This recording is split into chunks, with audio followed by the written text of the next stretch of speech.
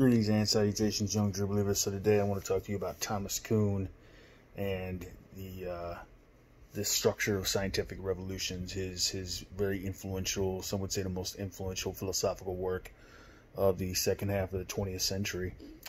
So the Hi-Fi Nation podcast that I included in this module on the Ashes of Truth is about a confrontation between Kuhn and one of his graduate students at the time, Earl Morris, who went on to become a documentary filmmaker. And Morris, well, let me just say this, right?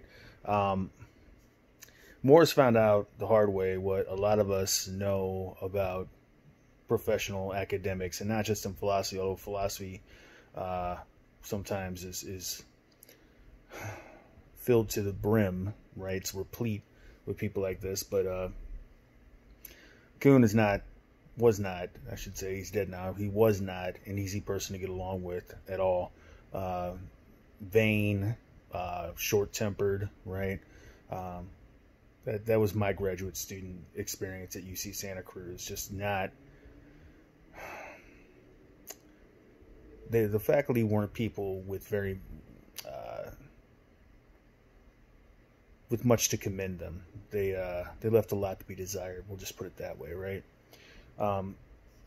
Okay, but what about the issue here, right? Well, Kuhn is famous for saying the following: science doesn't progress. It's not the case that we've had this endless buildup of knowledge from, say, Aristotle through to Galileo to Newton to Einstein to Hawking, etc., right?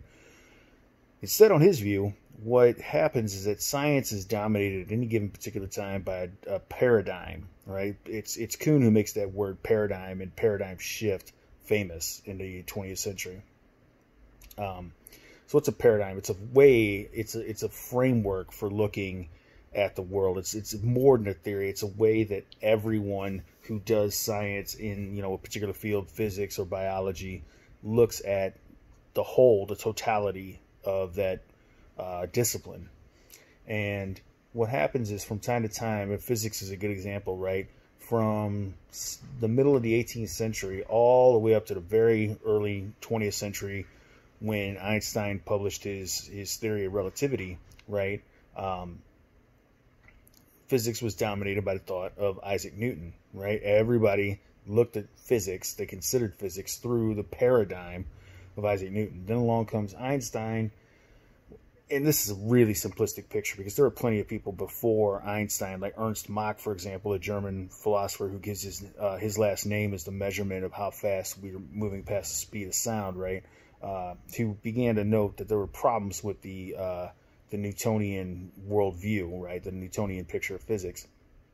But anyway, along comes a cadre of rebel, you might call them, philosophers or scientists rather, who start poking holes in the dominant paradigm. And then there's a revolution, right? That's hence the structure of scientific revolutions, right?